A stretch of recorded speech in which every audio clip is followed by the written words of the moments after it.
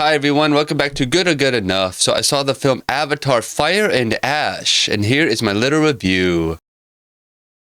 So what happened in Avatar Fire and Ash? Jake and Neytiri's family grapple with grief, encountering a new aggressive Na'vi tribe, the Ash people, who are led by the fiery Varang as the conflict on Pandora escalates and a new moral focus emerges. The one thing I was thinking about this film is that it's technically a sequel. It's the rest of the second one. This is marketed as a third film, even though it's a continuation of the second one, right? So technically it's a part two, which, yeah, there's three films, but I mean, the first one to the second is like two movies, right? Quaritch is supposedly gone, and then he gets this new body. So he's basically back, which is a main rule of a sequel, is it's more of the first. So that works out well. The Way of Water works out well. So I think that people need to judge this movie not necessarily as a third film, but as the rest of the sequel. This is literally the rest of the sequel that we're finding out here. The one thing I will correct is that Quaritch gets his new body in the second one, and he still wants Spider. So, and that continues in this one, and if you put it together, it's 3 hours plus 3.5, right? I mean, it's really just, it's a really, really long sequel split into two films.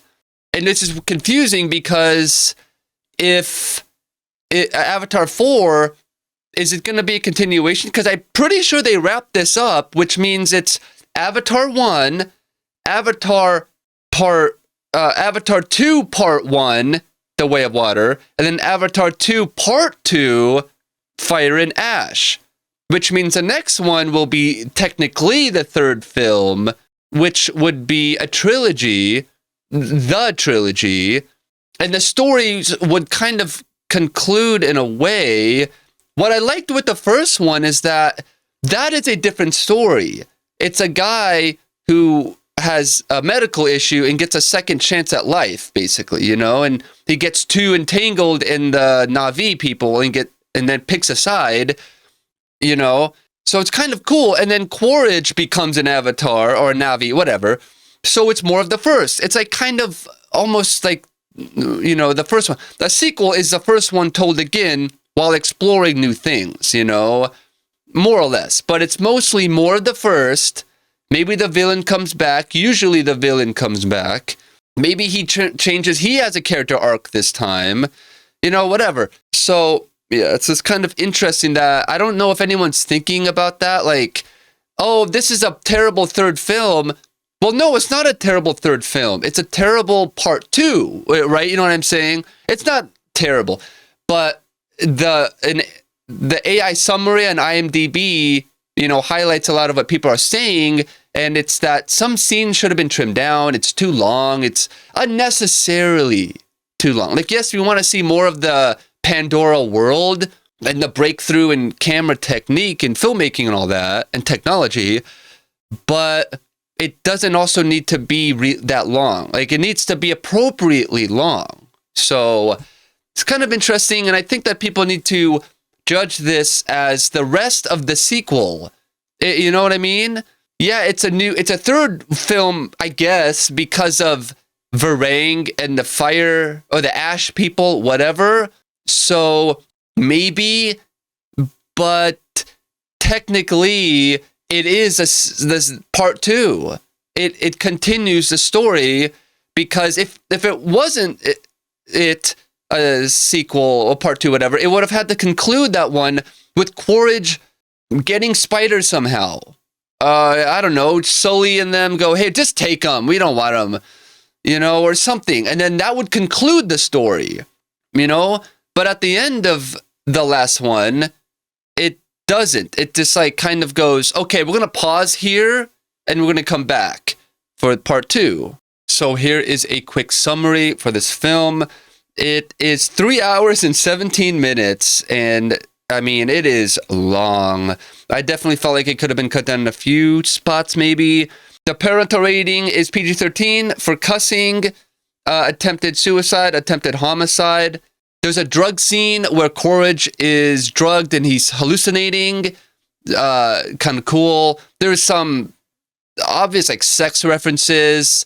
It's kind of cool that it's like young adult. I like that it doesn't cut those things out.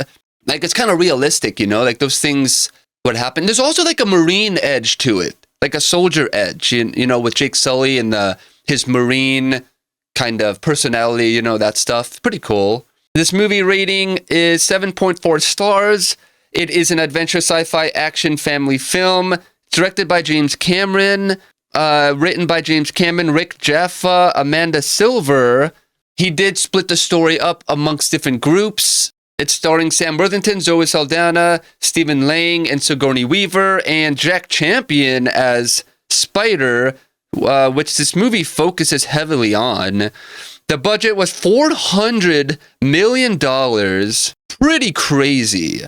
I mean, if the price gets higher and the gross gets lower, you know, like, they're going to have to cancel the whole thing. And it did gross $1.4 billion, which I don't know if that's amazing. Yeah, I guess it is. I feel like it should have made like 1.6 maybe. I don't know. You know what I mean? Or 2 billion. And then X Factor, sort of, I guess. There's some funny stuff. Love and family, I guess. There is something beautiful about it. There just is. The way everything works. The connection, the way that they talk to the big whales or whatever, and conflict, I would say that there definitely is between Jake and Quaritch. Jake and Neytiri are torn about Spider because he's not part of the family, and which is pretty interesting. And then Spider and Jake kind of have some conflict. A ticking time bomb, I guess, doesn't really exist. It's sort of, but there isn't like, we have 4 minutes, though Pandora's going to blow up.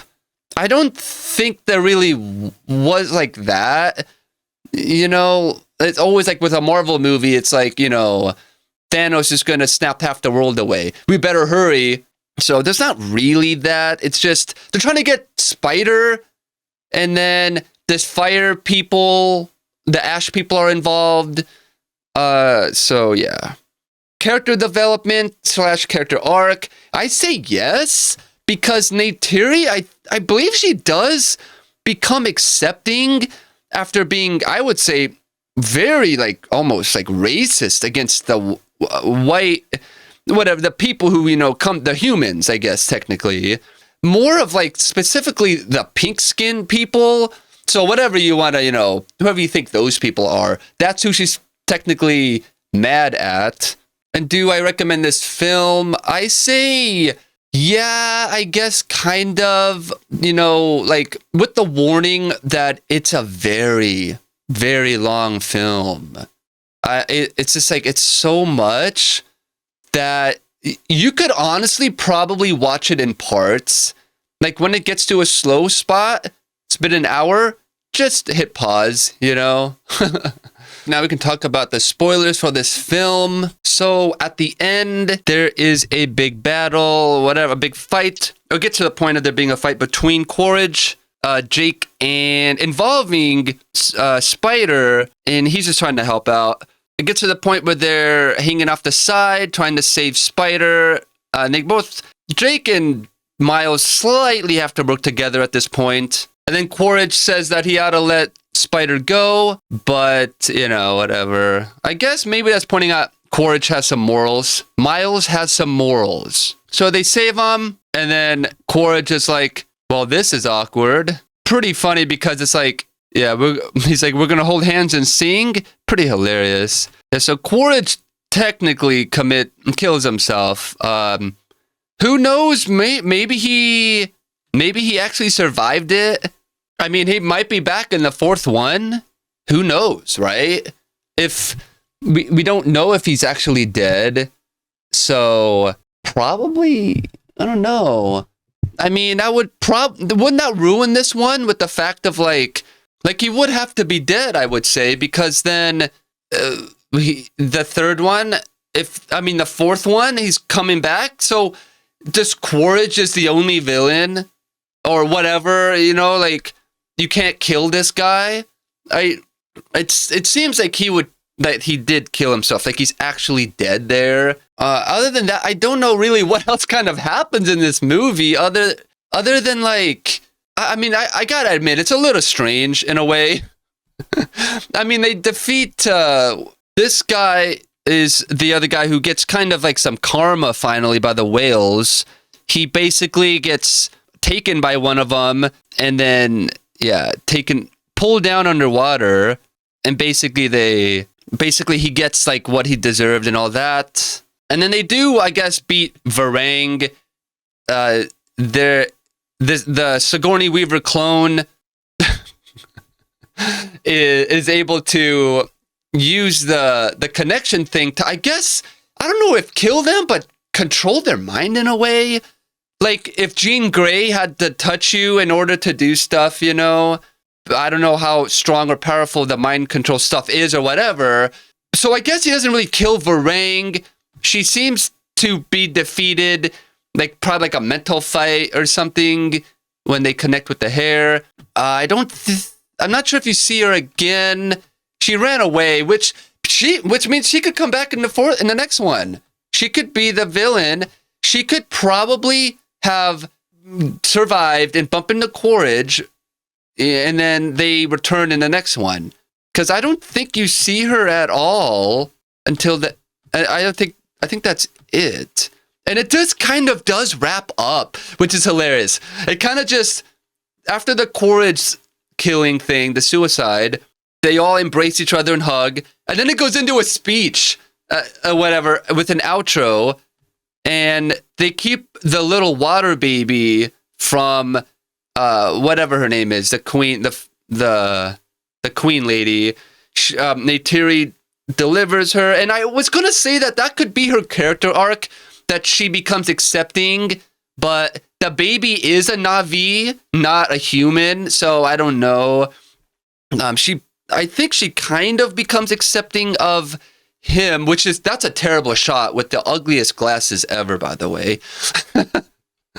I think she becomes accepting because I'm sure she was behind allowing him to go see Awa, or all the dead people that exist in Awa or whatever, the spirit, the soul plane, whatever, from Black Panther, wherever they go, the soul plane or whatever, the soul plane, you know what I mean, not the movie, the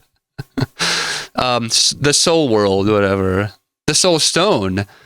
So, I mean, yeah, I don't know, and then they accept her, and then that's it, really. Oh, and then I guess the big reveal is this, somehow, that this is like some sort of, it's showing that there's a bigger connection all over the entire planet or something, which I didn't really understand. That's probably going to be the next one, because, I mean, the ticking time bomb would be, hey, they're going to launch a gigantic missile or whatever.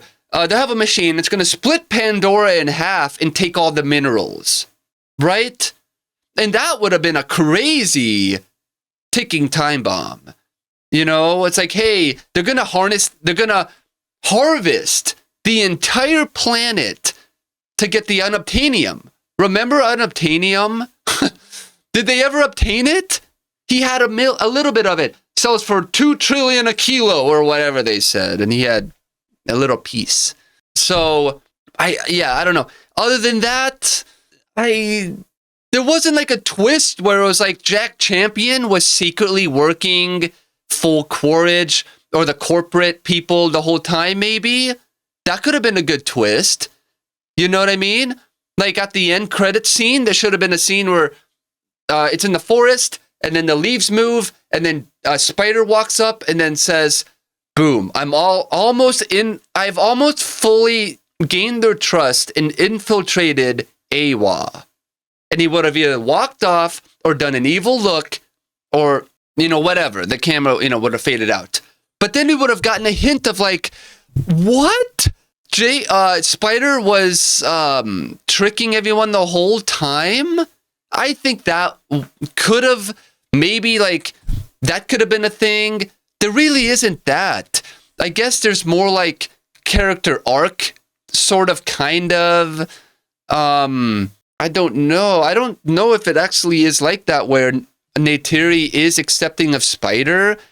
Like, I don't see a moment of both of them talking and hugging, and then I would have like confirmed that, wow, Neytiri is growing and she's understanding that there's no room for this, like, I guess, kind of sort of racism or whatever, or that if you're on the same team and you're different looking, why are you going to hate each other, whatever, stuff like that, whatever, more or less. So that's kind of, I don't know, those are pretty much all the spoilers. You can comment down below if I missed any, if you want to explain something that I missed. I blame that on the 3 hour, 17-minute runtime. That is just, it's so much to keep track of. There's all these names. Sometimes the people speak them too fast and you're like, wait, is they saying a name or a word or a sentence or their language? Sometimes the subtitles are necessary. Sometimes they can be distracting from the beautiful visuals. So those are all the spoilers for the film. And now for some of my favorite moments from the film, any moment of like graphics, really. Just the beautiful underwater shots, just, all the cinematography, the coolness of it, the connection between everything, the stunts, the ideas, the concepts, the beautiful kind of like creations of how other species would do things, like flight, in that they have different systems that they use. All of those ideas are just very beautiful and amazing. All of this technology that they have in the ship is just absolutely incredible. I feel like if they're showcasing this in this movie, then it's gotta be a possibility that they could create that in real life. That kind of, hologram technology that's interactive. The part where the Ash people, led by Varang, attack the main Na'vi people, Jake and Neytiri and all of them, is pretty cool because it's like they're all doing everything looks fine, and then boom, right into, like some crazy, the villain shows up basically, and then now they're all ruined, and it basically, this splits them all up, which is very cool. I like this scene where they go back in the forest part, which basically reminded me of the first one, when Jake first enters the forest and discovers everything. I just liked it because that reminded me of the first one, which is what I liked. It was a new environment and all that, and it's just cool to see how other plants on another planet would look like.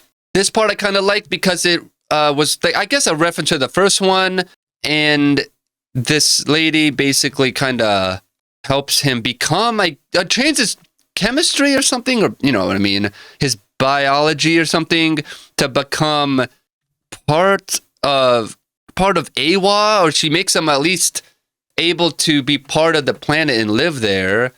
Pretty wild. It's like it's so cool that this happened. I kind of liked it. But it basically transforms him and allows him to breathe now on the planet.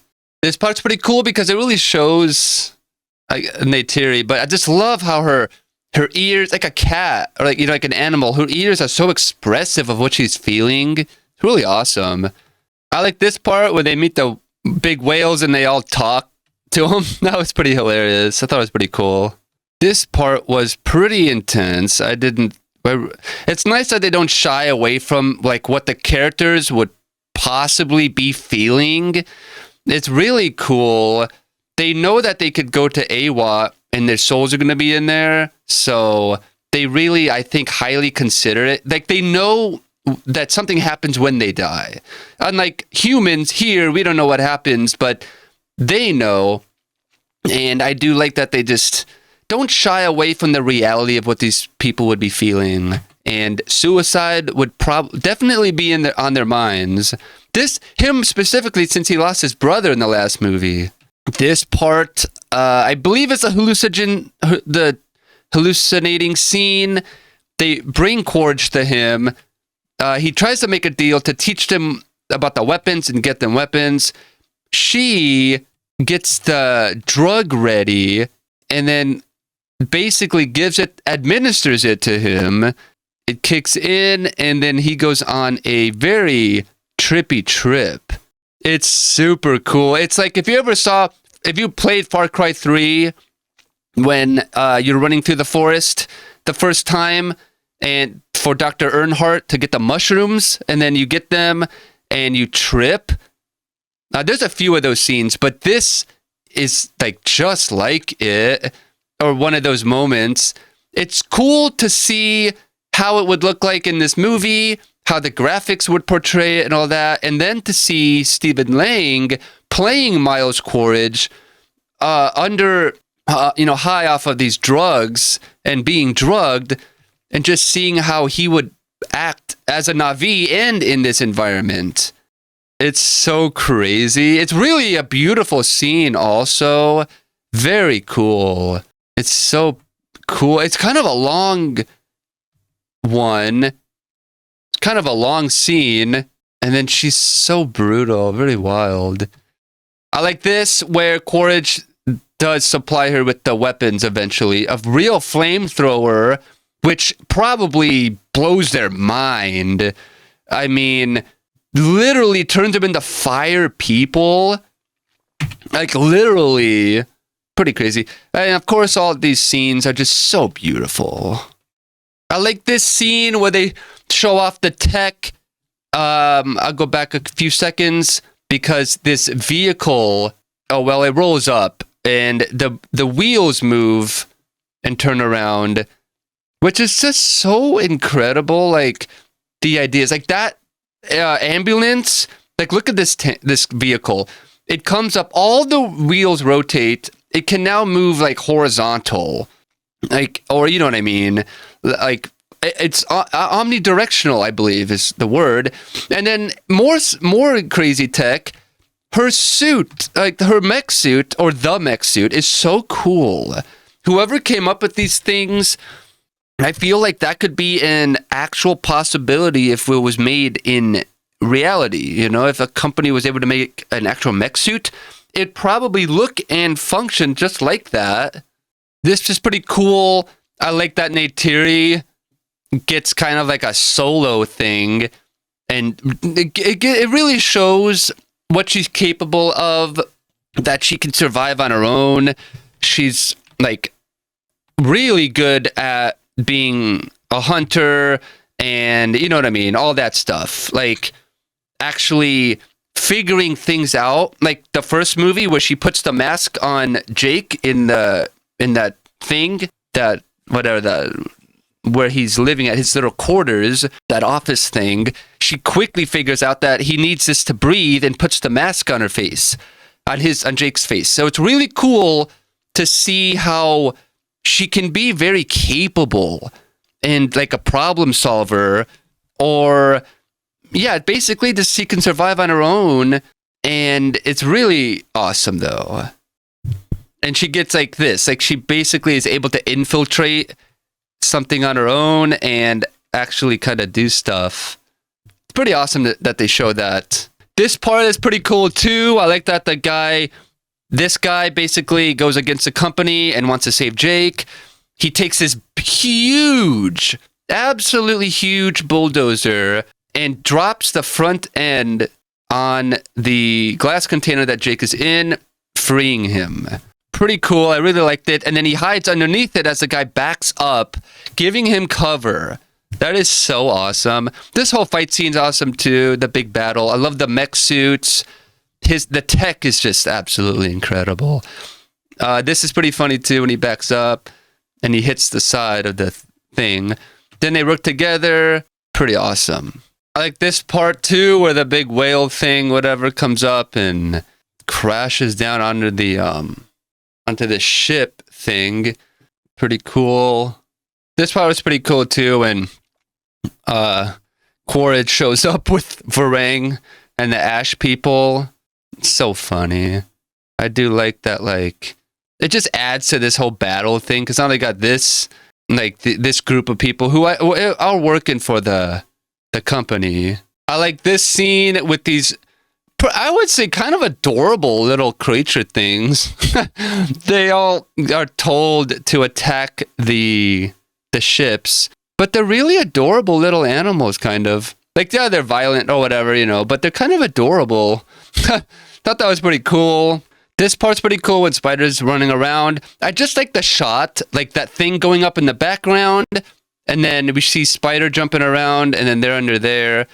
Just really well-crafted shots. And then the other one, I guess, would be that the Spider is accepted into AWA as one of the people. And he gets to meet all the dead Na'vi people, I guess, also. Things I'd fix in this film would be, I really didn't like the scene, a stupid fake-out scene, because there's like hints the whole time that they want to murder Spider. I'm like, that's a little intense. I don't know if they're going to murder him. But this scene, I felt was such a cheap scene in like a fake-out scene. It's like, oh, I have to kill you, whatever. And then it just like goes to it.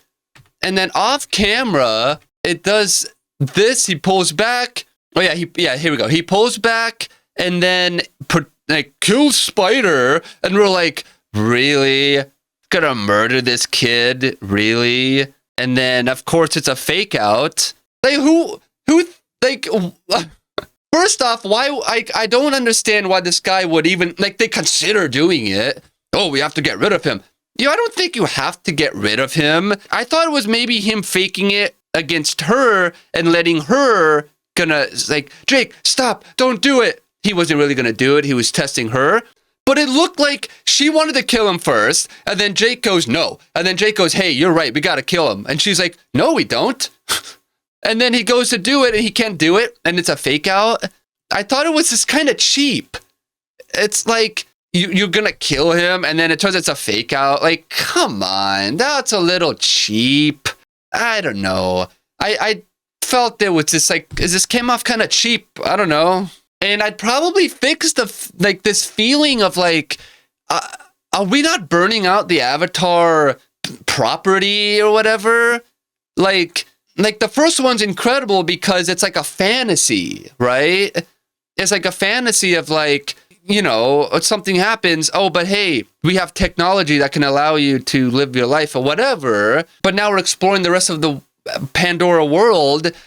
And that's because, the fandom likes Avatar, the world, and, the studio likes it because, hey, we can make money, right? But I feel like the further we go, the more made up the story is, rather than naturally happening, the more issues are going to arise. And then it's going to be like, okay, too much Avatar. They have 4 and 5 they're going to do. They're already putting their money into this Avatar thing. Crazy. Even though what they could do is like Hogwarts world. I think they did that, right? They could do an Avatar world where you go for a week or something and it's really well made, you know, and it's probably real even. They've created plants and stuff and make the Pandora world that you can go there like a hotel thing, and you can book a 1 week stay at Pandora Disney or whatever, Disney World Pandora, whatever you're going to call it. And you could stay there and you get to live on Pandora and dress up in a loincloth or whatever, you know what I mean? Play the part, and you get to hang out on the planet, on the Na'vi, on the Pandora, and go around and hang out and do stuff. You know, you could swim in the water, right? You can go, they've made a home tree. They made a wall, whatever, you know what I'm saying? They made big trees, something, I don't know. They'll figure it out. But wouldn't that be a little bit better to where there's, hey, there are more Avatar movies? Yeah, we don't care. oh, hey, you can go be an avatar and live on a Pandora hotel thing. Oh, well, that sounds interesting. So, I don't know. But I think I would fix that. The story's okay, I guess. I don't know. I guess, sure, it's fine. It is a lot. It just drags. Not drags, but it's so much that, I don't know. I feel like the further we go, the further we find out, hey, would the story go this way? And then plot holes and stuff like that could come up. So I don't know. But yeah, those are pretty much some of the things I would fix. Maybe the things with Spider, there's discourse on Reddit talking about that I don't know, he's too distracting from the movie, or Jack Champion as an actor is distracting from the movie. I don't know. I'm surprised that the movie basically, it's about him. It's about Spider, and that this human shouldn't be with other people who aren't humans or whatever. It should be with his species, with his people, you know? So if that's naturally, I mean, Quaritch finds out that he's his son, so I guess naturally it would go that way, and Quaritch is going to pursue getting Spider back. So I feel like this, like, you know, maybe the stakes should be higher. The ticking time bomb should be way more obvious. And which I already said, they should do, like, you know, the people want this unobtainium. Whatever happened to that, right? They want it still. So perhaps maybe they're just, yeah, what I said is they're going to just destroy Pandora and harvest all of it, you know, themselves, whatever that means. They have a big, like what Galactus has. Galactus ship, Ta-2, literally, I mean, in the new movie, grinds up the planets, you know, and, you know, whatever, processes them. And then takes the energy from them. So I think that could have been a better thing, and it would have been a bigger ticking time bomb to have been like, hey, they're going to destroy the entire planet, and the conflict would be from all the tribes on Pandora don't like each other, and Jake has to unite everyone, and there's some casualties, of course, probably. Quaritch is going around killing some of these people after finding out about Jake's plan, so there's that. And then the ship is coming to destroy Pandora, and they better hurry, and they all work together to fight the Ash people. Maybe the Ash people are controlling, you know, they're tied to it, right? Something. So if you stop the Ash people, you'll stop this invasion that's coming, you know, and then it'll be the ticking time bomb, and it'll be like, oh my God, hurry. It'll be like this sense of urgency throughout the film. Because I don't know if I really got that from the movie, you know. Anyway, yeah, those would be the things I would fix, amongst a few other things, of course, probably. You know, like, I guess, reiteration of the plot, rather than it being a new plot, maybe. The visuals are really crazy. They're just, I mean, that's the point of it. So, literally every shot, the shots like this one, just so beautiful. Just to show the whales under there, and then more shots of them from far away. Pretty cool. And this, yeah, just cool to hang out with them, really, and see how they, like, what they're doing and talking about. The water graphics and everything. I mean, they're obviously in mocap suits, and, you know, the graphics, and then they're in the water, and the camera goes up and down, like, below. I mean, it's just crazy. At the end credits scene, it does basically this montage of what I was saying was James Cameron's, like, he wanted this to be here just to show off the visuals. They're like, hey, let's do a little montage of all the shots at the end to really show off how awesome we are, basically, to show the technology. You know, James Cameron has been tinkering these cameras forever, trying to get, you know, the cameras to have how humans look with the two eyes next to each other to give depth. This right here is a very good example of the visuals and graphics. Then you see this is pretty awesome. Just to show the water, just to show the graphics in the water. The camera is literally Steadicam, like someone's holding it and filming it. And they're obviously moving the camera around, and there's two of this playing in the water. And to me, I said, this is just showing off the visuals and the technology. This moment right here is literally just to show off what's capable. And, you know, and this is not AI. It's actually filmed, and they made graphics, and somebody sat there and did it. And, you know, knowing them, they probably actually played in water to get actual water physics and graphics. And then they did the mocap stuff, and then they did wire work. And then, you know, it's just amazing. And then the sound, I guess, was cool too. Just beautiful sound design. The big whales talking, you know, with their language. It's, you know, really awesome. The languages that the Na'vi speak. The use of the tribal music and stuff. It's, I don't think there's even any like modern music. I think it's like there's no like, you know, Beastie Boys playing or like a needle drop or anything like that, which I think would be out of place if it played like AC/DC Hell's Bells during the final battle. You know, it's really cool that it like does its own thing. I don't think you ever hear any American music in the movie, now that I think of it. So yeah, the sound was great. My final thoughts for this film are, this is such a long movie. Did it need to be so long? I think I said that already. I don't know. I know it's to show off the graphics and all that stuff and to give us Avatar, but I don't know. Maybe it needed to kind of tease a little bit more. Or whatever. It seems to almost be a repeat of The Way of Water, I guess. I don't know why I wrote that. It seems, I think that's like, but again though, it's part 2. It's literally part 2. This is still the sequel. We're still in the second one.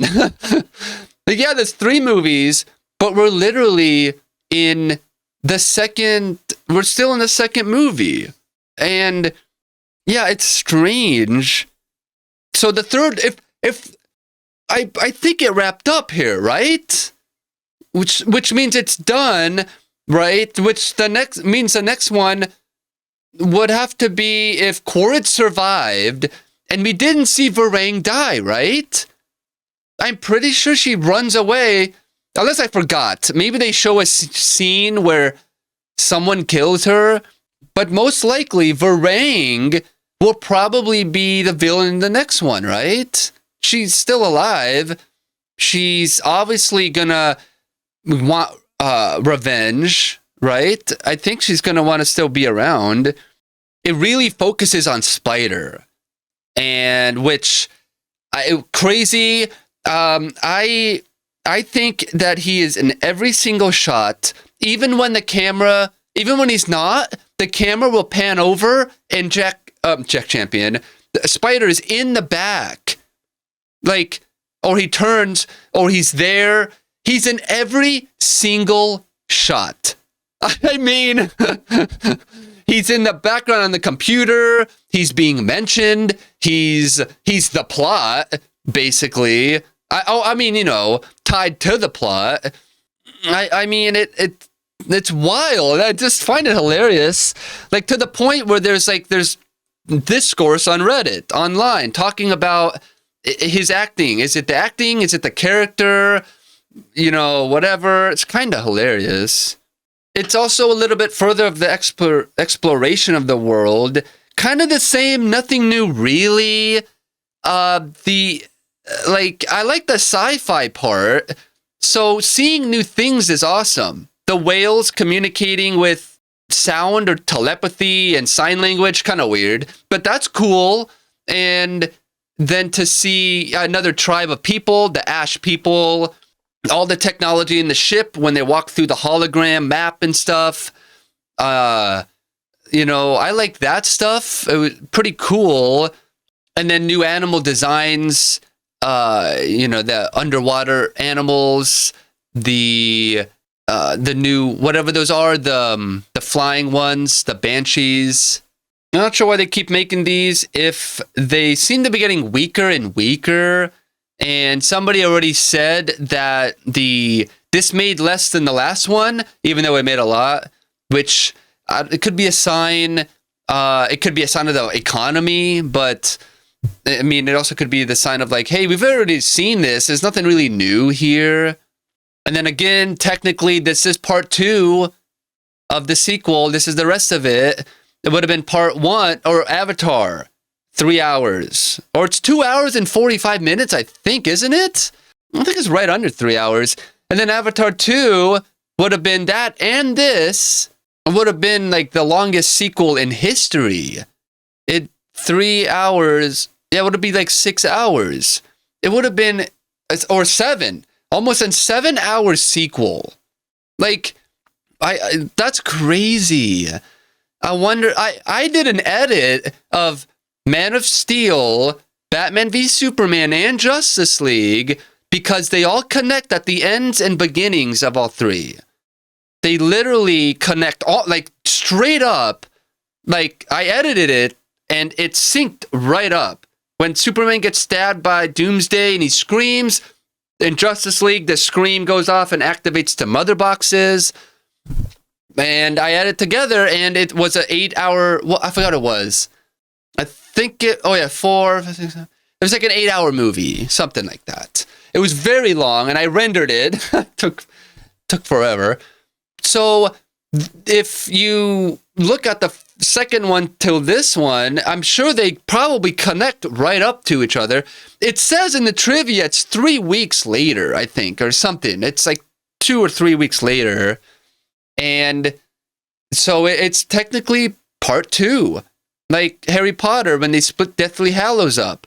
Or the Twilight movies when they split Breaking Dawn up, right? I think those are. I'm not familiar with those. So I don't understand why, like, oh, this is the third one is weaker. Well, no, part 2 is weaker, which means overall, the sequel, Avatar 2, was a weaker film than the first one. And I don't know if people are thinking about this movie like that, but that is technically the reality of it. And then I did recently watch Avatar 1 about a month ago or something, and God, that is such an incredible film. Just the way it works, the way it is, just how it works is incredible. It's exploring this environment that everything is alive. Like it's so beautiful. And I don't know. I mean, it's almost like 2 separate films. It's Avatar, and then there's the Pandora series. You know what I'm saying? There's Avatar, where Jake goes in there into an avatar to be a Na'vi because the company wants unobtainium, and his twin brother died, but he fits the profile or whatever, right? It's a completely different film. And then he gets involved and finds out that something worse is happening, and he picks a side, and he becomes one of them, right? And that should have been it. We didn't need any more. And now it turns out, hey, Quaritch is back. Okay, so now he's a Na'vi. Oh, hey, now there's Varangs here. Like, oh, hey, Jack Champion plays Spider, who is Quaritch's son. It's like, what? So, who knows? Like, I don't know. I don't know what the plan is. What could 4 and 5 be about? At some point, Pandora, the planet, has to be threatened, right? I mean, at this point, the Na'vi people of Pandora, the government, or whatever, the UN, is going to go to this foundation and arrest them and charge them for war crimes and extradite them back to Earth, right? It's going to get out of here, and then they're going to put up, like, an international station in space, whatever, that you have to go there to check in to go to Pandora. If they don't do that, they haven't learned their lesson, right? They need to kick everybody out and keep this planet safe. And then the next 4 and 5 would be, hey, they're going to destroy the planet. And now the stakes are even bigger. I really don't know what the plan is going to be. Varang has to come back. I don't think she died. She has to be the villain for the future. You know, she's probably going to rise up. I bet you Quaritch is still alive. I absolutely guarantee he's still alive. You know, like Marvel, if you don't see them die, they're alive. Wanda might come back after the end of Multiverse of Madness. So, and my quick summary for this film is that it is 3 hours and 17 minutes. It is PG-13 for language, an attempted suicide, and some murder, some violence and all that. It has 7.4 stars. It is an adventure sci-fi action family film directed by James Cameron, written by James Cameron, Rick Jaffa, and Amanda Silver, starring Sam Worthington, Zoe Saldana, Stephen Lang, Sigourney Weaver, and Jack Champion. The budget is $400 million. It grossed $1.4 billion. It kind of has an X factor. I would say the family stuff would be that. There's conflict between Jake and Neytiri about Spider and Quaritch. Not really a ticking time bomb. Slightly, but not really. Character development / arc. I say yes, but there probably could be a little bit more. And then, do I recommend this film? I say kind of yes. So from a final rating, I say that if they're really going to make more of these, I think it's going to saturate these and we're going to compare them more. So I say Avatar Fire and Ash is good enough. And that wraps up my review of Avatar Fire and Ash. Thank you so much for watching. I really appreciate it. Comment down below about what you thought of this film. Do you think there's going to be issues in the future with 4 and 5? And then if you want to check out my other video, I will be checking out the trailer, trivia, goofs, and fan reviews. And that will be linked at the end of this video. And I will see you in the next episode. Peace.